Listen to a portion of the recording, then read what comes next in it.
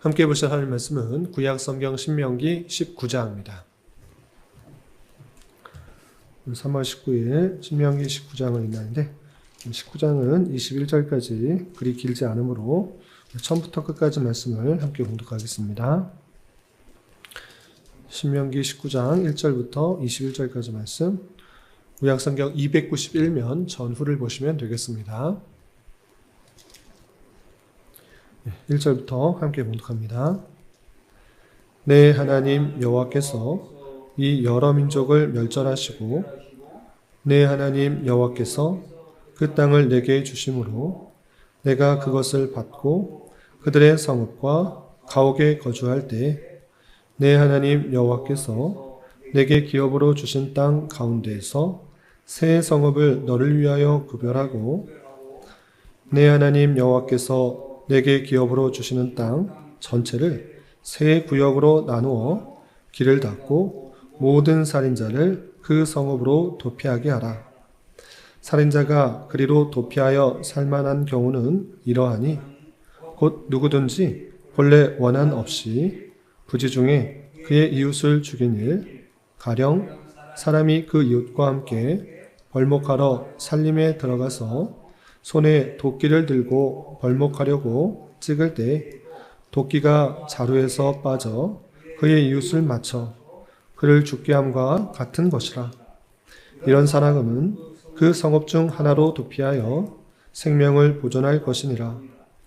그 사람이 그에게 본래 원한이 없으니 죽이기에 합당하지 아니하나 두렵건대 그 피를 보복하는 자의 마음이 복수심에 불타서 살인자를 뒤쫓는데 그가 가는 길이 멀면 그를 따라 잡아 죽일까 하노라. 그러므로 내가 내게 명령하기를 새 성읍을 너를 위하여 구별하라 하노라. 내 하나님 여호와께서 내 조상들에게 맹세하신 대로 내 지경을 넓혀 내 조상들에게 주리라고 말씀하신 땅을 다 내게 주실 때 또 너희가 오늘 내가 너희에게 명하는 이 모든 명령을 지켜 행하여 내 하나님 여호와를 사랑하고 항상 그의 길로 행할 때에는 이 새 외에 새 성읍을 더하여 내 하나님 여호와께서 내게 기업으로 주시는 땅에서 무죄한 피를 흘리지 말라. 이같이 하면 그의 피가 내게로 돌아가지 아니하리라. 그러나 만일 어떤 사람이 그의 이웃을 미워하여 엎드려 그를 기다리다가 일어나 상처를 입혀 죽게 하고 이 한 성읍으로 도피하면 그 본 성읍 장로들이 사람을 보내어 그를 거기서 잡아다가 보복자의 손에 넘겨 죽이게 할 것이라. 내 눈이 그를 긍휼히 여기지 말고 무죄한 피를 흘린 죄를 이스라엘에서 제하라. 그리하면 내게 복이 있으리라. 내 하나님 여호와께서 내게 주어 차지하게 하시는 땅, 곧 내 소유가 된 기업의 땅에서 조상이 정한 내 이웃의 경계표를 옮기지 말지니라. 사람의 모든 악에 관하여 또한 모든 죄에 관하여는 한 증인으로만 정할 것이 아니오 두 증인의 입으로나 또는 세 증인의 입으로 그 사건을 확정할 것이며 만일 위증하는 자가 있어 어떤 사람이 악을 행하였다고 말하면 그 논한 사람방이 같이 하나님 앞에 나아가 그 당시의 제사장과 재판장 앞에 설 것이요 재판장은 자세히 조사하여 그 증인이 거짓 증거하여 그 형제를 거짓으로 모함한 것이 판명되면 그가 그의 형제에게 행하려고 꾀한 그대로 그에게 행하여 너희 중에서 악을 제하라. 그리하면 그 남은 자들이 듣고 두려워하여 다시는 그런 악을 너희 중에서 행하지 아니하리라. 내 눈이 긍휼히 여기지 말라. 생명에는 생명으로, 눈에는 눈으로, 이에는 이로, 손에는 손으로, 발에는 발로이니라. 아멘. 감사합니다. 오늘 함께 살펴볼 하나님 말씀은 신명기 19장입니다.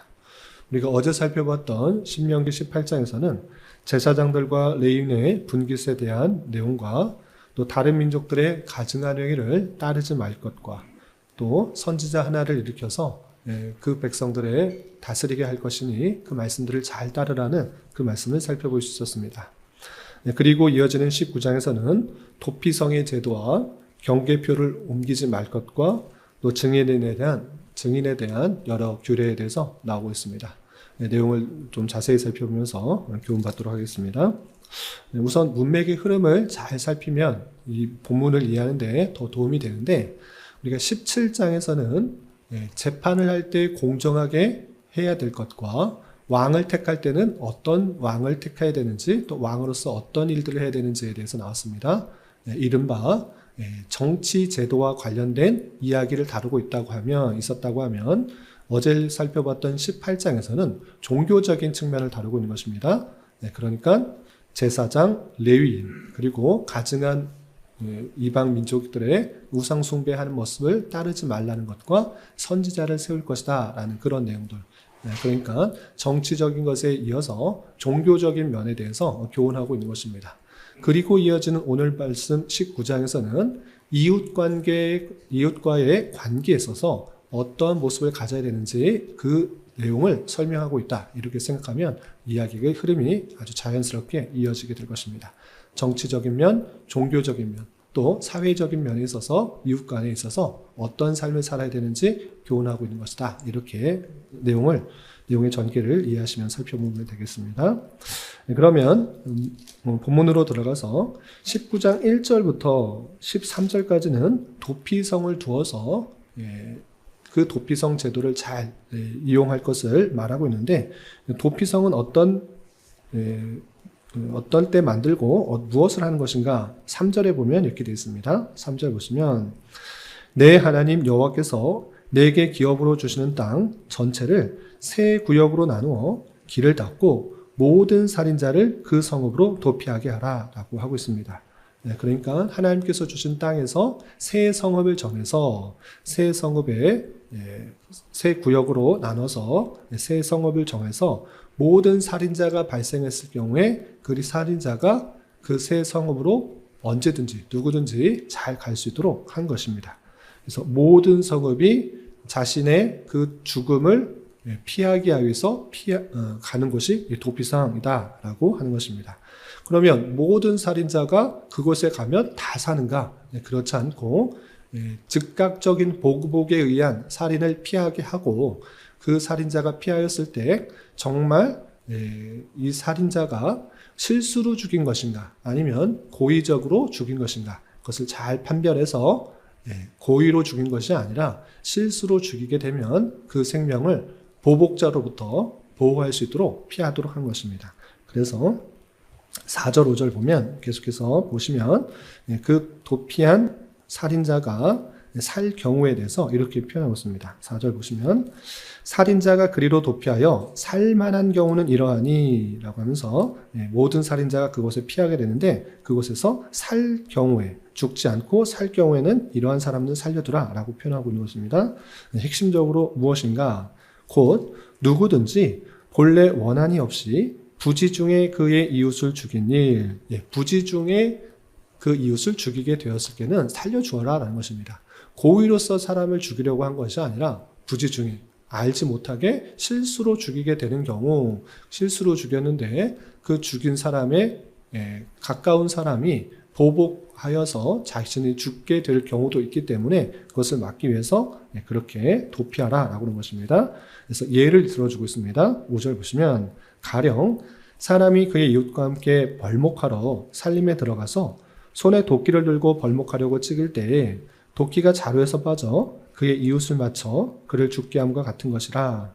이런 사람은 그 성읍 중 하나로 도피하여 생명을 보존할 것이니라 라고 하면서 나무 자를 하다가 도끼에서 그 자루에서 도끼가 빠져나와서 사람을 쳐서 죽게 되는 경우, 일부러 한 것이 아니라 기구를 잘 다루지 못해 그 일로 말미암아 죽게 되었기 때문에 이것은 부지 중에 고의로 한 것이 아니라 실수로 죽게 한 것이기 때문에 그 도피성에 피하여서 생명을 보존하도록 한 것입니다.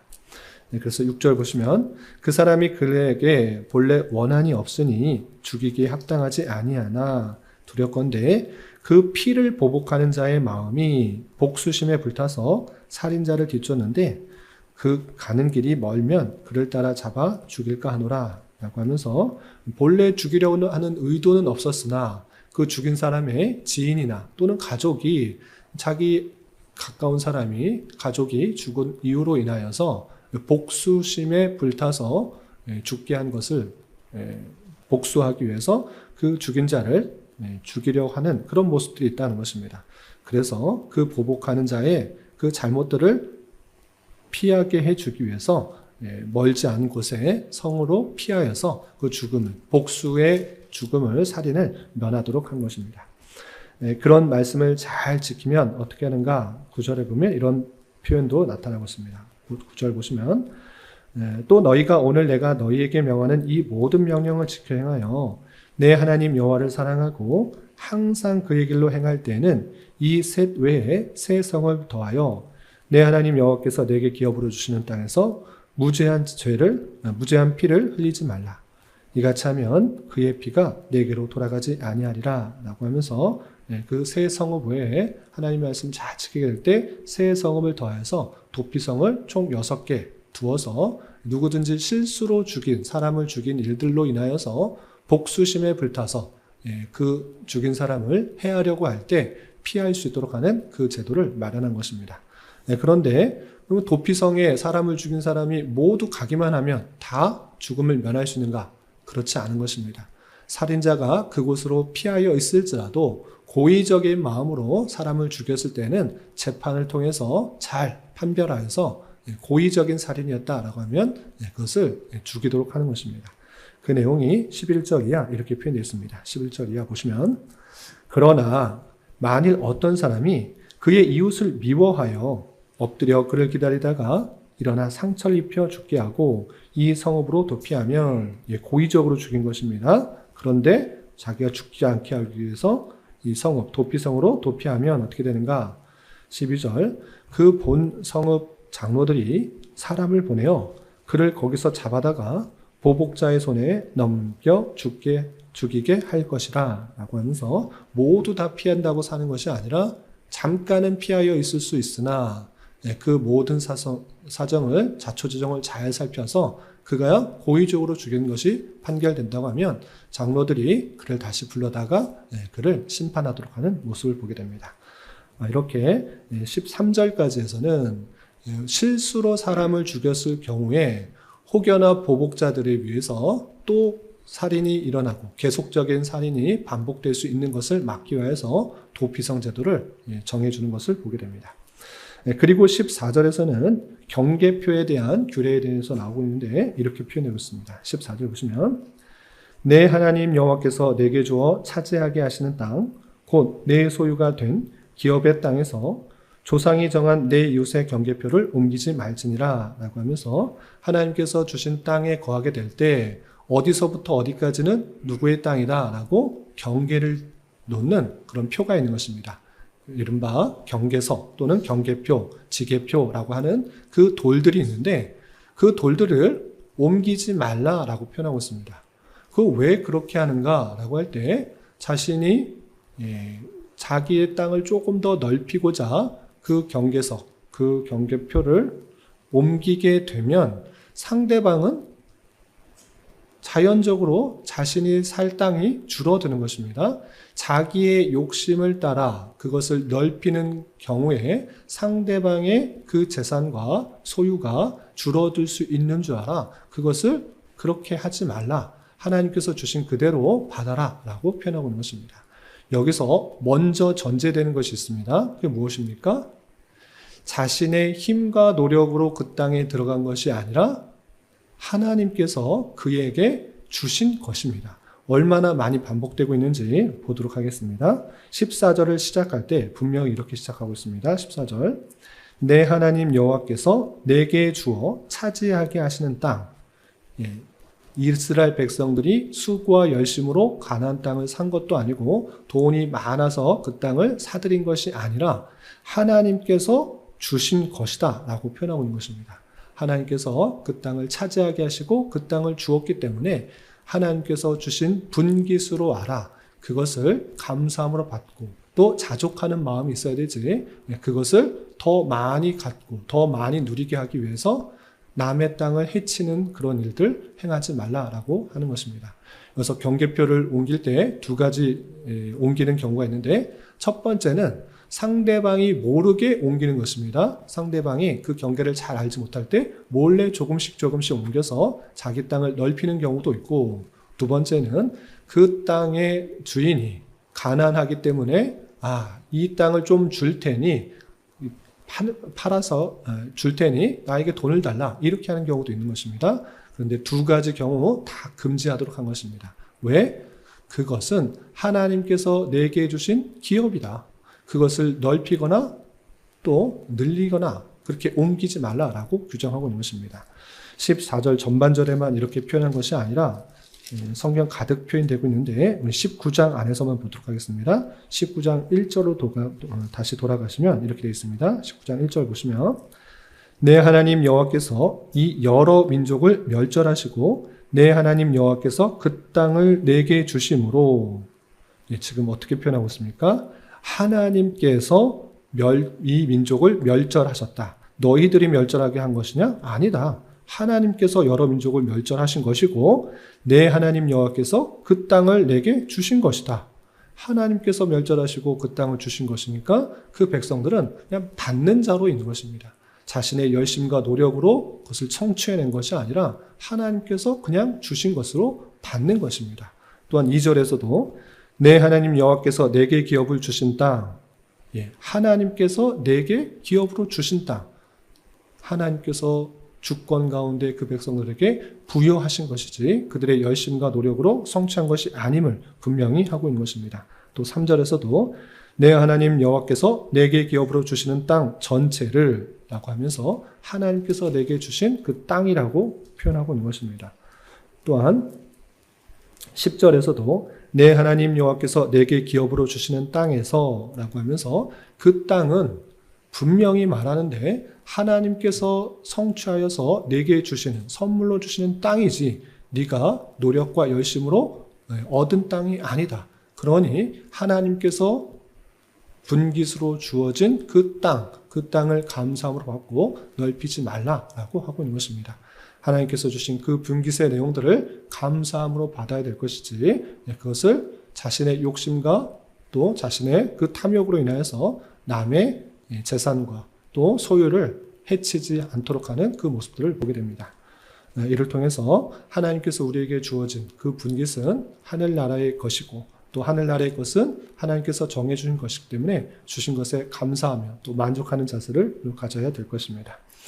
그리고 마지막 15절부터 21절까지는 재판하는 경우에 있어서 한 사람의 증인의 입으로 할 것이 아니라 신중하게 재판하기 위해서 두세 사람의 증인의 입으로 그 잘잘못을 확정하라 라고 이렇게 표현하고 있습니다. 그래서 15절 보시면 사람의 모든 악에 관하여 또한 모든 죄에 관하여는 한 증인으로만 정할 것이 아니오 두 증인의 입으로나 또는 세 증인의 입으로 그 사건을 확정할 것이며 만일 위증하는 자가 있어 어떤 사람이 악을 행하였다고 말하면 그 논쟁하는 쌍방이 하나님 앞에 나아가 당시의 재판장과 제사장 앞에 설 것이요 재판장은 자세히 조사하여 그 증인이 거짓 증거하여 그 형제를 거짓으로 모함한 것이 판명되면 그가 그의 형제에게 행하려고 꾀한 그대로 그에게 행하여 너희 중에서 악을 제하라 라고 표현했습니다. 첫 번째 어떤 것을 재판할 때 사람이 어떤 악을 행하였다, 잘못을 행하였다 라고 할 때 한 사람 얘기만 듣고 행하지 말라. 두 사람 또는 세 사람의 이야기를 잘 들어보고 정말 그러한가 판단하고 자잘못을 결정해야 되는 것입니다. 그런데 그 증언하는 자가 거짓말하는 자가 나타나면 어떻게 되는가? 그 거짓말하는 자를 불러다가 제사장과 재판장 앞에 세우고 그것을 자세히 면밀하게 또 진짜 그러한가 조사를 하게 하고 그 증언이 거짓이면 어떻게 하는가? 아주 엄중하게 처리하고 있는 것입니다. 어떻게 하는가? 19절에 그의 형제에게 행하려고 꾀한 그대로 그에게 행하여 너희 중에서 악을 제하라. 손해를 입히려고 하면 그 손해를 그대로 받게 하고, 또 상해를 입히려고 했다면 그 상해를 그대로 입히게 하여서 그 남은 자들이 잘못 증언하면 안 되는구나. 잘못 증언하려고 했다가 똑같은 그런 피해를 받았구나. 행하려고 했던 그 피해를 그대로 받았구나. 라고 하면서 그 남은 자들이 듣고 두려워하여 다시는 그런 악을 너희 중에서 행하지 아니하도록 해라. 라고 표현하고 있습니다. 이렇게 상대방에 의해서 말을 할 때 함부로 정확하지도 않은 그런 이야기를 꾸며서나 또는 악한 마음을 가지고 증언하게 될 때 상대방이 받게 되는 그런 피해들이 있으니 함부로 말하지 말고 또 함부로 판단하지 말고 적어도 2사람 그리고 3사람의 이야기를 잘 들어봐서 자잘못을 가리도록 하는 그 모습들을 보게 되는 것입니다. 이렇게 19장에서는 사람과의 관계에 있어서 우리가 사회생활을 한다 보면 혼자 살아가는 것이 아니라 많은 사람들과 만나면서 살아가게 되는데, 그러할 때 실수로 사람을 죽일 때 또 어떻게 해야 되는지, 또 자신의 유익과 만족만을 위해서 남에게 재산에 피해를 주는 그런 경우도 있고, 함부로 말하는 것으로 인하여서 상대방에게 피해를 줄 수 있는 경우도 있는데, 그렇게 하지 말고 공의롭고 정의롭게 행해야 될 것이고, 또 실수를 했을지라도 또 그것을 잘 보호해 줄 수 있는 그런 마음으로 사람과 이웃과의 관계를 가져야 될 것입니다. 특별히 오늘 길게 나왔던 도피성의 제도는 단순히 실수로 죽인 자의 생명을 보호하는 데서 그치지 않고, 누구나 죄를 지었을 때 그 죄로 말미암아 심판을 받을 수 있지만 언제라도 하나님께 피난처 되시고 또 죄를 용서해 주시는 예수께로 갈 때 그 모든 죄가 사해진다라는 것들을 알려주기 위한 그런 예표적인 성격을 갖고 있는 것을 보게 됩니다. 그러므로 우리가 여러 죄를 지었을 때 슬퍼하거나 낙마하고 또 힘들어하는 데서 그치지 말고 언제나 우리의 피난처 되시고 우리의 죄를 용서해 주시며 구원해 주시는 예수께로 가서 안전함과 또 죄사함을 받을 수 있는 그런 사람이 될 것입니다. 이런 말씀의 교훈에 따라 오늘 하루 남은 한평생 힘있게 살아갈 수 있는 저와 여러분이 되시기를 주님의 이름으로 부탁을 드립니다. 기도하겠습니다. 하나님 아버지 감사합니다.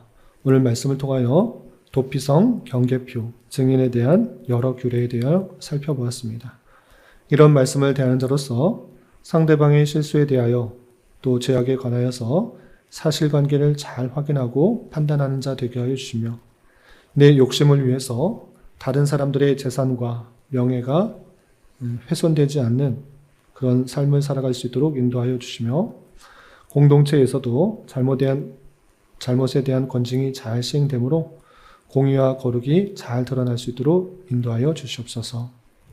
주님, 교회 내 육체의 질병과 연약함으로 몸이 불편한 여러 성도들과 그 가족들이 있사오니 주님 붙들어 주셔서 건강하게 잘 회복될 수 있도록 은혜를 더하여 주옵시며, 가족의 전도와 신앙을 위해 직장과 사업장의 문제로 주님께 간절히 기도하는 여러 지체들이 있사오니 주님께서 그 모든 상황과 여건, 마음과 생각을 주장하여 주소서. 하나님의 어떠하심을 잘 깨달으며 성령의 풍성한 열매를 맺어갈 수 있는 좋은 기회가 될 수 있도록 인도하여 주시옵소서. 이 시간 각자가 주님께 간절히 기도하는 기도 제목 주님께서 들으시고 가장 선한 것들로 응답하여 주시옵소서. 예수님의 이름으로 기도 올리옵나이다. 아멘.